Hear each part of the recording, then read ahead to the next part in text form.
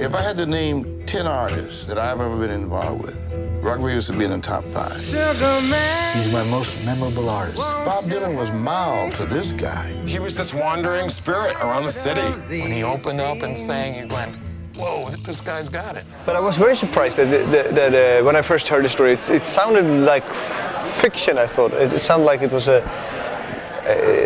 a made-up story, because it was, you know, a detective story, and then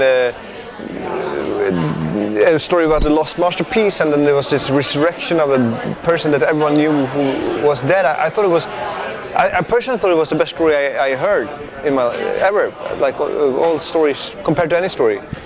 As a true story, I thought it was absolutely fantastic. I expected big things, and it did absolutely nothing. How many records do you think he sold in America? In America, 6. Nobody had even heard of him. How can that be? How can that be? I heard the story from Sugar, and his perspective was a dead man. The question was not how did he. The question was not whether he was dead or alive. The question was how did he die. That was the thing that Sugar wanted to know the answer of. It's a bit of a mystery how the first copy of Cold Fact came to South Africa, but to us, it was one of the most famous records of all time. He was the soundtrack to our lives. Bigger than Elvis. Much bigger than Rolling Stones. Any revolution needs an anthem. The message it had... Yeah, there were different stories on how he died. The most famous one was that he had either shot himself dead on stage or that he had burnt himself dead on stage. And that was basically the quest to find out what of those two stories is the true. Everything about him, he was a mystery. Then we found out that he had committed suicide.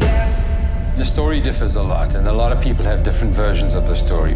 He set himself alight on stage. He reached down and pulled up a gun and pulled the trigger. I thought it'd make a good story, find out how... I think in a way it would have happened anyway, because the songs are that good.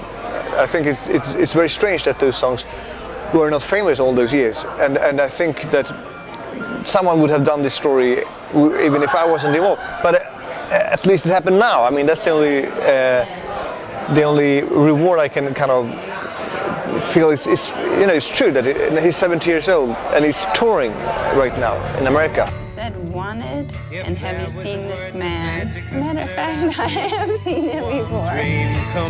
Sounds like something you would make up if you were bragging on some dream or something. It didn't work out, but don't ever doubt how. He's like a wise man, a prophet, way beyond just being a musical artist.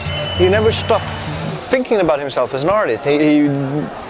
Even when he was working as a manual labor, he was still walking around the streets of Detroit with a guitar on his back, with a guitar on his back, and people didn't know who he was, and they did not ask him to play because they didn't know that he was a singer, and now they do ask him to play, and that even started before I got involved. The last few years in Detroit, people started to know about him, but now he's playing bigger venues, and he's going to play, you know, Carnegie Hall in London and Royal Festival Hall in London, and they're talking about Madison Square Garden in New York.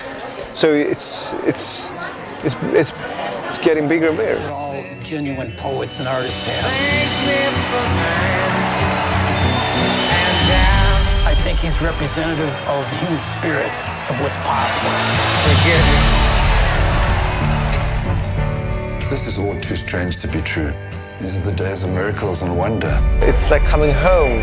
This is the first like pure music documentary festival I've been to. It's very exciting.